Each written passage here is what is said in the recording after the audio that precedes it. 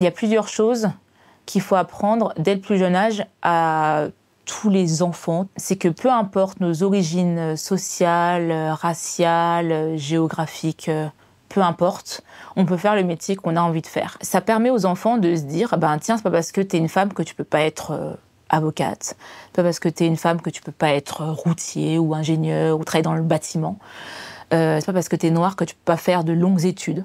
Hello, bien sûr ma chaîne, ici Kaye Cabrel. Comme tu peux le voir sur le titre de cette vidéo, nous allons aborder un sujet assez délicat qui n'est rien d'autre que la place des descendants d'immigrés en France dans les études supérieures. En effet, ça fait un moment que je pense à aborder ce sujet plus que complexe, mais le fait de tomber sur ce trait Twitter qui parlait du fait que les Noirs n'étudient pas assez en France était plus que déclencheur pour la mise en place de cette vidéo. C'est pas rare qu'en master, il n'y ait qu'un arabe ou qu'un noir.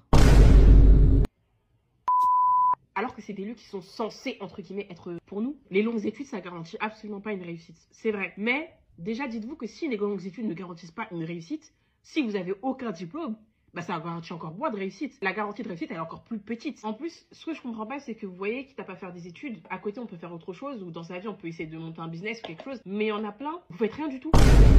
Ça veut dire, en fait, vous vous comportez comme des privilégiés tout en ayant conscience que vous n'êtes pas des privilégiés. Moi, j'appelle ça le cercle de la misère.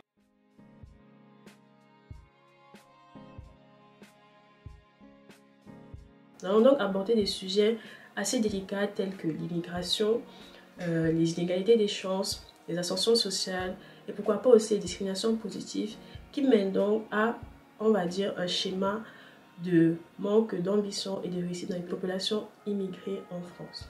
J'espère que ça va te plaire, n'hésite pas à liker, partager, à t'abonner sur le plus de contenu du genre et on y va.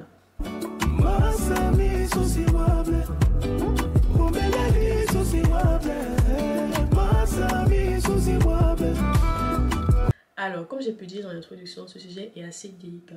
Premièrement, je vais me présenter, je m'appelle Kaye Cabrel, j'étudie actuellement médecine en Allemagne et je suis née au Cameroun, mais j'ai grandi en France. Il faut savoir donc que par mon background, je me sens plus que légitime pour aborder ce sujet. Ce sujet est très délicat car il est très complexe. La première des choses que j'ai envie d'aborder actuellement, c'est premièrement donc l'immigration en France. Quelle est l'histoire de l'immigration en France et dans quelles conditions est-ce que les immigrés sont arrivés en France? Car il faut savoir que ces inégalités sociales-là sont premièrement donc les causes de ce que l'on voit aujourd'hui sur les descendants d'immigrés. En effet, les immigrés, le moins noirs, ne représentent que 5% de la population française. Les noirs en France ne sont que 5% des Français. La grande majorité des immigrés sont plus d'origine maghrébine, je crois qu'ils environ les 10%. C'est-à-dire en fait que nous, les noirs en France, nous sommes une minorité dans la minorité qui est celle des immigrés. La manière dont en fait le contexte dans lequel les immigrés arrivent en France en masse dans les années 50-70, pendant les 30 glorieuses, est surtout une immigration ouvrière, une main-d'œuvre peu qualifiée car la plupart d'entre eux n'ont pas étudié. Ce sont donc des ouvriers qui vont arriver en France, créer leur famille en France, fonder leur famille en France et du coup leurs enfants seront la première génération qui seront donc les descendants d'immigrés. Ces enfants-là sont donc censés avoir plus de chances de réussite, sont donc censés être, on va dire, dans un pays qui offre plus de chances que le pays d'origine. L'éducation est gratuite et il y a une certaine forme d'égalité des chances au niveau scolaire. Mais les circonstances dans lesquelles vivent les immigrés et leurs enfants lorsqu'ils arrivent en France sont dans la souche pauvre de la population. Un immigré touche très peu, en général ils ont des familles nombreuses et du coup en fait ils sont obligés de se serrer dans des ghettos. Or, les ghettos, c'est tension, délinquance, inégalité. Et plus le temps va passer, plus les conditions de vie vont se détériorer. Et c'est ainsi en fait que va naître en France les fameuses cités. Des cités qui accumulent les immigrés et du coup indirectement les descendants d'immigrés qui sont censés être l'espoir de leurs parents. C'est ainsi en fait que nous sommes dans un modèle social plus que complexe qui va faire en sorte que des enfants qui avaient entre guillemets tout pour réussir vont se retrouver face à des freins non négligeables dans leur ascension sociale. Premièrement, je vais donc d'abord vous montrer quelques études par rapport à l'ascension sociale en France. C'est indéniable, l'ascension sociale du côté des immigrés est supérieure. Dans ce sens où un parent ouvrier aura forcément dans la plupart des cas, un enfant qui sera qualifié. Et dans la troisième génération, l'enfant aura plus de chances justement pour avoir accès aux études, car le niveau de vie sera meilleur. Les enfants réussissent-ils mieux que leurs parents? Cette interrogation classique des analyses sur la mobilité sociale se double d'une autre quand il s'agit des enfants d'immigrés. Font-ils mieux ou moins bien que les natifs? Ces deux questions se posent avec d'autant plus d'acuité que la France compte plus de descendants d'immigrés que d'immigrés. En 2021, 11,2% de la population française, soit 7,3 millions de personnes, sont des descendants d'immigrés de deuxième génération. Nés en France, ils n'ont pas connu eux-mêmes l'immigration, mais au moins un de leurs parents est lui-même immigré. Il faut ajouter les descendants d'immigrés de troisième génération, c'est-à-dire de personnes ayant au moins un grand-parent immigré, ce qui fait grimper le chiffre global à 12,5 millions de personnes environ, soit près d'un habitant sur 5 en France. Le projet migratoire, visant souvent à améliorer son propre sort, ainsi que celui de ses descendants, des trajectoires scolaires donnent des premières informations sur l'ascension sociale des descendants d'immigrés. Le principal enseignement est la forte élévation du niveau de diplôme des personnes concernées dès la deuxième génération. 33% des enfants d'immigrés ont un diplôme du supérieur, tandis que 5% seulement de leurs parents ont atteint un tel niveau. Cela signifie que l'on passe d'un rapport de 1 à 20 à 1 à 3. C'est certes encore éloigné des performances des natifs qui comptabilisent 43% de diplômés du supérieur. Mais dès la troisième génération, l'écart s'est totalement comblé vis-à-vis des autochtones. Bref, 2 générations suffisent pour effacer les inégalités de niveau.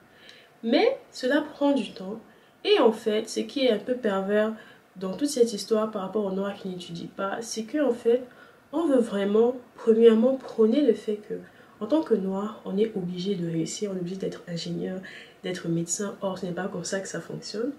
Mais, secondo, en tant que Noir, puisque ceux qui sont mis en avant sont les Noirs délinquants, les Noirs agressifs, les Noirs qui réussissent, les Noirs avocats, ne sont pas forcément mis à leur valeur, car on nourrit un cliché qui fait en sorte que toi, quand tu nais et que tu es Noir, ne serait-ce que par ta couleur de peau, on te met déjà dans une case dans laquelle ça sera très compliqué de sortir.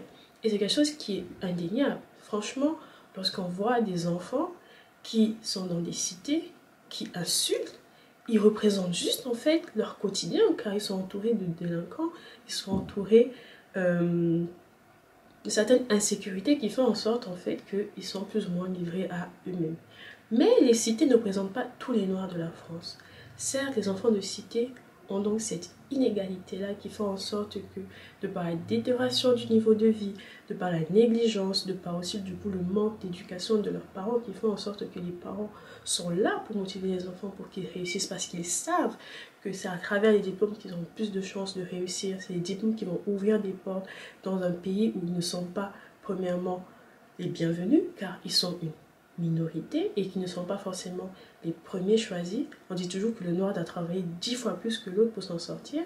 Ces parents qui sont conscients de ça, qui veulent inculquer ça à leurs enfants, se retrouvent face à un système qui mine cela de par des représentations plus ou moins accessibles. On met en avant les rappeurs, on met en avant la drogue, la vie facile, l'argent facile, on met en avant en fait beaucoup de choses.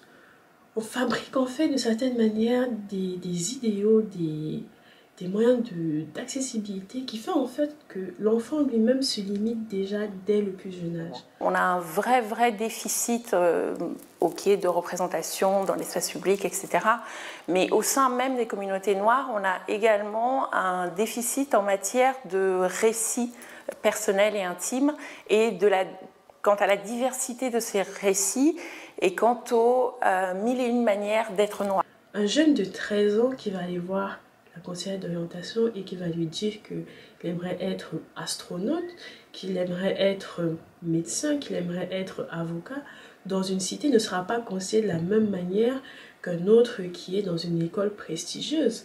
Car de par son background social, premièrement, on va dire: mon petit, ne rêve pas trop, contente-toi d'un petit CAP, d'un petit BTS, et après on verra. Et c'est tout à fait légitime, car justement, certes, ce qui est mis en accent dans ce trade, c'est que les Noirs ne sont pas dans les grandes études, les Noirs ne sont pas dans les études prestigieuses, tout ça, tout ça. Mais il faut savoir que ces Noirs-là sont d'abord issus de milieux défavorisés qui font en sorte que ça sera aussi une élite de ces milieux défavorisés-là qui vont s'en sortir. Il ne faut pas du coup aussi mettre donc l'accent sur ces Noirs de cité-là.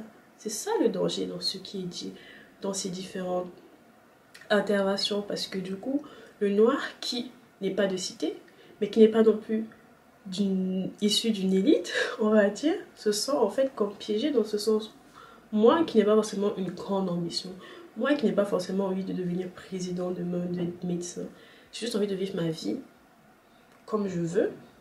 Pourquoi est-ce que je devrais me porter ce fardeau-là par ma couleur de peau? Pour la première fois, je prenais conscience de ma couleur de peau, de sa signification. T'es un homme noir, donc forcément tu viens des quartiers, donc forcément tu n'es pas très cultivé, donc forcément tu n'es pas très intéressant, etc. Et tu dois faire preuve d'une détermination, d'une compétence, d'une articulation intellectuelle bien grande pour que ta parole soit considérée. Mais le côté un peu vicieux, c'est que lorsque tu arrives à cet endroit-là et que tu arrives à impressionner par ta parole, on te fait sentir que tu es un noir exceptionnel. Tu n'es pas comme tous les autres noirs. Et c'est un compliment horrible. Et il est clair que ce manque de représentation, surtout dans la phase, dans la sphère intellectuelle, façonne l'inconscient collectif. Et du coup, on construit une espèce d'avatar comme ça d'un homme noir qui, parce qu'il est inexistant dans les sphères intellectuelles, n'aurait pas les capacités intellectuelles pour y être. En tout cas, j'espère que je ne me suis pas trop éloignée du sujet. Maintenant, donc, on va parler de, selon moi, ce qui fait en sorte que, au jour d'aujourd'hui, beaucoup de Noirs se limitent pour ne pas justement donc avoir à étudier trop longtemps. Comme j'ai pu le dire précédemment, déjà, ce qui compte, c'est les représentations sociales. On va beaucoup mettre en avant donc des Noirs qui sont humoristes, des Noirs qui sont acteurs, qui sont footballeurs, qui sont artistes. Et en fait, c'est des gens qu'on aime et on a envie d'être comme eux. Et en fait, on va faire des choses qu'on aime, on va faire des choses simples. Il y a des personnalités, alors ce sont des célébrités en tout cas, pour lesquelles il y a des palmarès assez récurrents qui démontrent qu'en l'occurrence, l'opinion ne s'arrête pas à la couleur de peau. Claude, oui. C'est votre chiffre du jour, vous avez même 2 chiffres. C'est un double chiffre comme les 2 rangs honorables du podium, 2 et 3 selon le célébrissime classement des personnalités préférées de Français du Journal du Dimanche. Les 2e et 3e préférées personnalités des Français en 2007 étaient l'acteur Omar Sy et le judoka Teddy Riner, qui ni l'un ni l'autre ne sont blancs. Ajoutons que le numéro 1 est le chanteur de variété Jean-Jacques Goldman, qui n'est pas catholique et qui est aussi d'origine trotskiste. Sérieusement, Yvan... Oui, il l'était. Sérieusement, Yvan Gasto. C'est pas le sujet, vous reconnaissez. Sérieusement, Yvan Gasto. Yvan Gasto. Quand les Français décident d'aimer, ils ne regardent pas la couleur, Riner ou Omar Sy, ni l'origine juive en l'occurrence pour Goldman. C'est toute l'ambiguïté de la manière dont l'opinion publique française reçoit les minorités dans ce pays. Et il y a effectivement, sur la question du vocabulaire, une dimension évolutive. Au début du siècle, on parlait plutôt de... Le mot qu'on employait, c'était le mot nègre. Hein. N'oubliez pas, vous parliez de célébrité. Joséphine Baker, afro-américaine, américaine venant à Paris, était une des personnalités préférées des Français. Et elle était considérée effectivement comme nègre. La revue Nègre a eu du succès en 1925. Et puis on a parlé du terme de black, qui est aujourd'hui dépassé, pour revenir à un mot qu'on emploie aujourd'hui peut-être à défaut, le mot noir. Et ça renvoie effectivement à cette ambiguïté que vous mettez en avant, cette image qui fait que d'un côté, les Français peuvent apprécier, adorer même, aduler certaines personnalités, surtout dans le monde du spectacle et dans le monde du sport. Et par ailleurs, aussi être marqué par une forme de discrimination et des stéréotypes rampants. Et cette ambiguïté, je pense qu'il faut l'analyser. Comme j'ai pu le dire, j'étudie actuellement médecine. Mais lorsque je suis allée à Strasbourg à l'époque pour faire mon concours de médecine, je me suis sentie très mal car j'étais l'une des seules noires. Je sentais vraiment en fait le fait que malgré mes bonnes notes, je n'avais pas forcément le niveau, je ne pouvais pas forcément m'offrir ce prestige-là de devenir médecin en France. Et je me suis très vite découragée et j'ai ambitionné d'être rappeuse parce que j'étais en mode... J'aime même pas étudier, genre, ça se trouve, je veux juste être médecin pour mes parents. Et du coup, en fait, pendant une période, j'ai vraiment commencé à vouloir me lancer une carrière de rappeuse. Même si je savais que c'était fou, je me disais qu'à côté de mes études, j'allais essayer de percer et tout. Mais pour dire, en fait, que je me suis dit, pour moi, en tant que noire, c'est accessible d'être rappeur, en fait. Et c'est vraiment ça que je dis dans ce contexte d'immigration-là, parce que c'est assez paradoxal. Même si j'étais une femme, j'aurais pu me réorienter, mais malgré tout, je me suis quand même accrochée à mon rêve, qui était de devenir médecin. Et c'est pour ça que j'ai fait tout et tout pour aller étudier et m'ouvrir des portes qui ne m'étaient pas forcément ouvertes en France. Et en fait, c'est trop simple justement aussi de se victimiser et dire que le pays a fait ça, machin, machin. Non, en tant que noir, il est conscient de savoir que nous avons un certain devoir envers nos origines. Mais il n'est pas inconcevable de ne pas forcément être noir et ne pas vouloir retourner en Afrique, un continent avec lequel on n'a pas forcément de lien. Le truc, c'est que les États n'auront aucun intérêt à cultiver sa population. Car une population cultivée, une population éveillée, va être dangereuse pour le système qui est mis en place. Les Noirs qui sont dans les cités, qui vont donc se contenter d'un BTS. Il faut savoir que pour eux, le BTS, c'est déjà un saint graal. Au moins, ils vont sortir de la délinquance, de la drogue, ils vont aller ailleurs, avoir un travail plus ou moins stable, et vont pouvoir s'en sortir. Mais le problème, c'est qu'on n'est même pas, dès le plus jeune âge, encouragé à étudier. Et c'est ce genre de choses qui vont faire en sorte que plus on va avancer, moins il y aura de représentation. Les gens qui sont mis en avant ne sont pas des gens comme nous. Donc il y a une certaine inaccessibilité et ça sera du coup les plus courageux qui vont entre guillemets se battre pour avoir accès à ce certain prestige-là. Et c'est là vraiment la subtilité dans la chose, car on va mettre en avant en fait une population qui se laisse adoucir, une population qui se laisse, on va dire, dominer, qui se laisse contrôler, alors qu'il y a ceux derrière qui travaillent pour éveiller les consciences qui ne sont pas mis en avant. Et c'est quelque chose qui est tout à fait normal, car un État va toujours mettre ses intérêts devant. On ne va pas, par exemple, critiquer la France d'avoir des contrats frauduleux avec l'Afrique, car la France veut d'abord ses intérêts à elle avant les intérêts de l'Afrique. Et c'est tout à fait légitime. Je ne dis pas que c'est bien, mais c'est comme ça que le monde fonctionne. Et je le rappelle que les immigrés qui sont en France ne sont qu'une minorité dans une minorité si on parle maintenant des immigrés qui sont noirs. Et du coup, en fait, plus on va avancer, c'est tout à fait normal que les immigrés noirs qui atteignent certains niveaux d'études sont bien moins nombreux que les autres, se retrouvent parfois seuls dans leur filière, car ces études-là ne sont même pas ouvertes à tous les Français. Parce que du coup, la manière dont la chose est mise en place, c'est comme si tous les Français ont accès à HEC, ont accès en médecine, ont accès à toutes ces études prestigieuses-là. Et du coup, en fait, nous les Noirs, on devrait aussi être tous là-bas. On dit souvent qu'un diplôme, ça veut plus rien dire. Et dans un sens, c'est vrai. C'est pas parce que quelqu'un a un diplôme de graphiste que c'est un bon graphiste. Internet a redistribué toutes les cartes. Maintenant, il y a des gens qui se sont formés seuls au graphisme et ils sont parfois meilleurs que des gens qui ont le diplôme. Sauf qu'aujourd'hui, pour être engagé quelque part, on doit leur fournir un CV. Et malheureusement, si dans votre CV il n'y a pas écrit que vous avez un diplôme, probablement qu'on vous engagera pas. Et toute notre vie, ça sera comme ça. On sera jugé sur nos diplômes. On peut avoir des compétences en graphisme, mais si on n'a pas le diplôme, c'est comme si on n'avait pas la clé pour entrer dans ce monde-là. C'est un peu à ça qu'on peut comparer le diplôme, à une clé. Elle vous ouvre tout plein de portes et elle vous permet d'avoir plus de choix et d'options sur votre carrière. Après, dans certains domaines, vous pouvez toujours enfoncer les portes si vous n'avez pas la clé. Par exemple, dans le graphisme, vous pouvez toujours vous créer un portfolio, démarcher les gens par vous-même et vous faire petit à petit un nom dans le domaine. C'est tout à fait possible.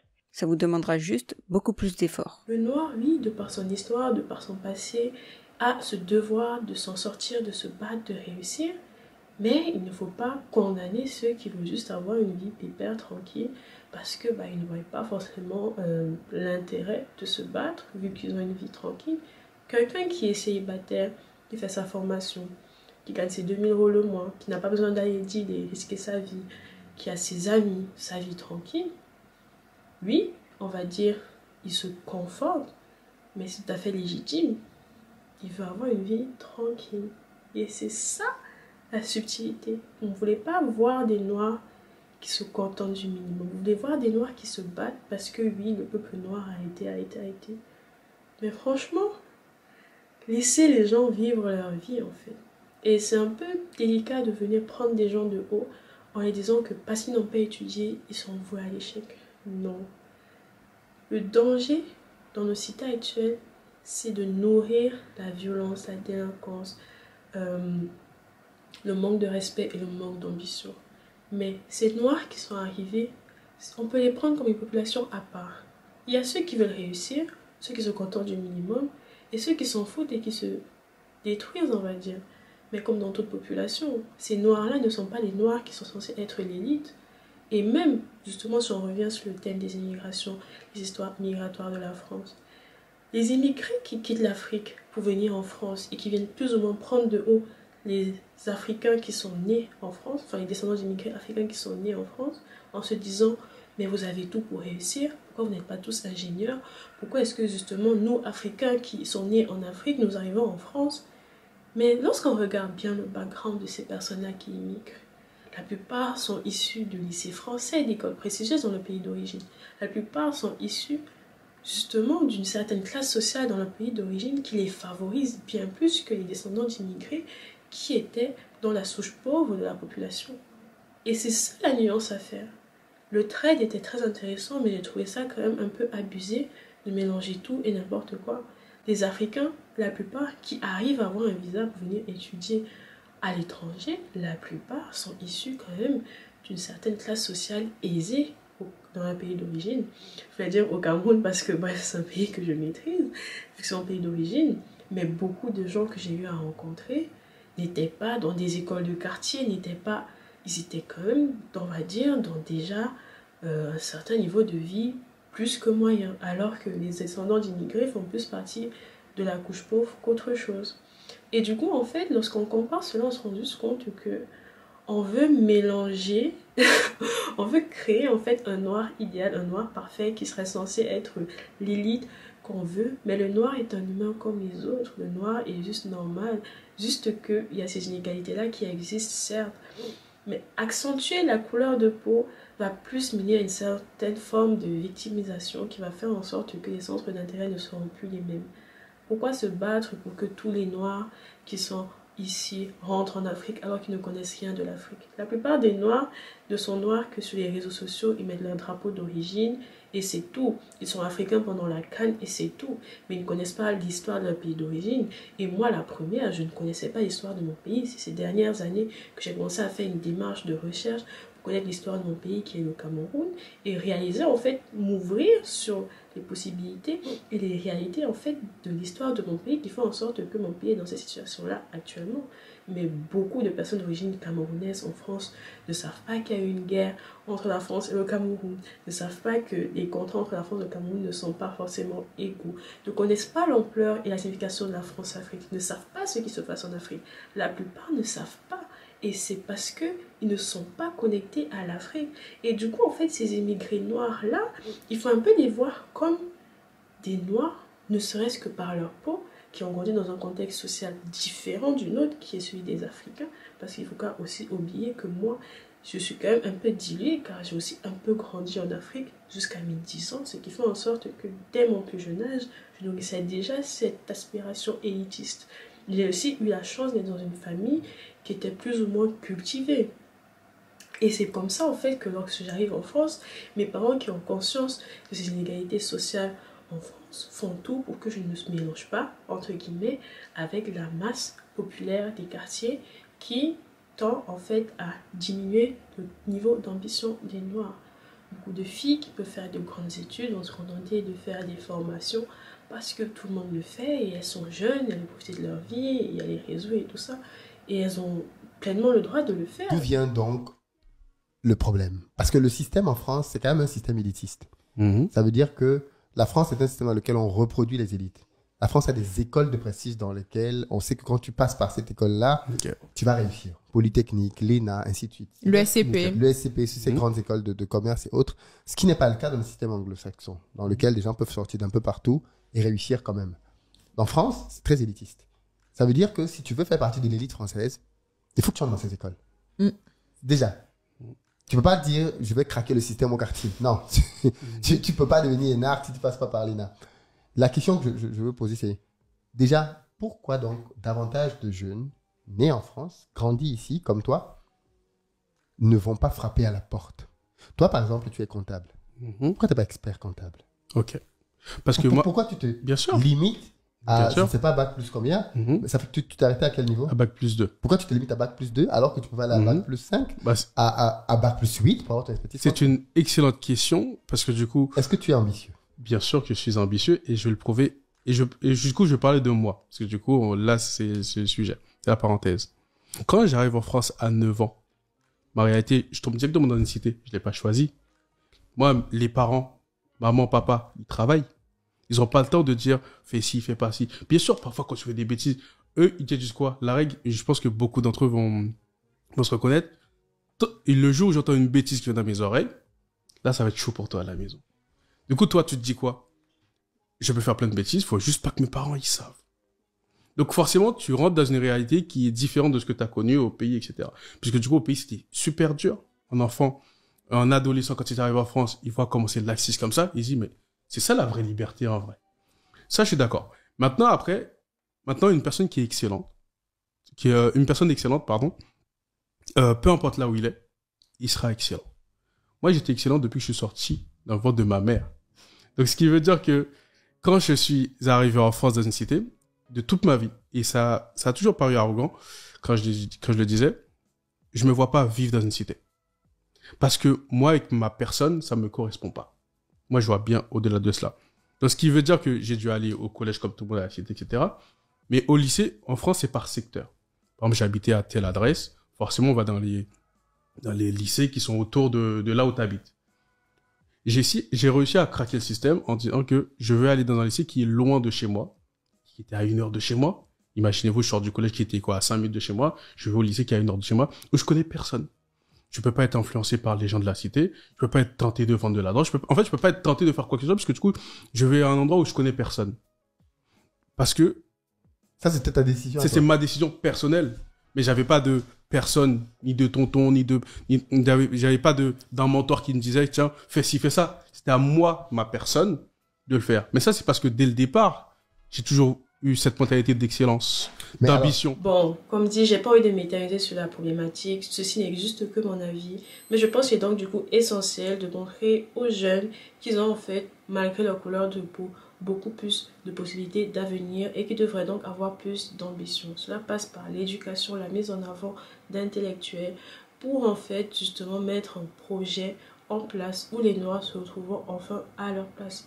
Car être une minorité dans un pays, ce n'est pas évident et il ne faut pas justement s'attendre à ce qu'on ait les mêmes chances. La discrimination est normale et réelle et c'est vrai, ce n'est pas quelque chose qui devrait être aussi banalisé, aussi mis en avant, mais c'est assez condescendant que certains Noirs issus de milieux plus favorisés se permettent de critiquer d'autres Noirs qui n'ont pas eu les mêmes chances que d'eux, les mêmes chances que dès le départ. Moi, de par mon parcours, de par mon background, de parce que je sais que je suis quand même une privilégiée. J'ai déjà eu en fait une modèle d'éducation qui fait en sorte que j'ai été fortement protégée de tout ça. J'ai une éducation très stricte qui fait en sorte que je connais la discipline, je connais ce que je veux pour ma vie. Et c'est pour ça en fait que chaque jour je me bats pour encourager des jeunes justement à se réveiller. J'ai juste envie de vous dire en fait que ce qui s'est passé est passé. En tant qu'avenir, en tant que prochaine génération, on aura aussi nous-mêmes nos enfants et ça sera important de les inculquer nos valeurs, sur quoi nous croyons. Et aussi, il est important quand même, selon moi, en tant que Noir, d'envisager un retour en Afrique, de rentrer reconstruire l'Afrique, car on n'est jamais mieux que chez soi. J'espère donc que cette vidéo t'a plu. N'hésite pas à liker, partager, à t'abonner si tu veux plus de contenu du genre. On se retrouve prochainement pour une autre vidéo. Allez, bisous. Bye bye.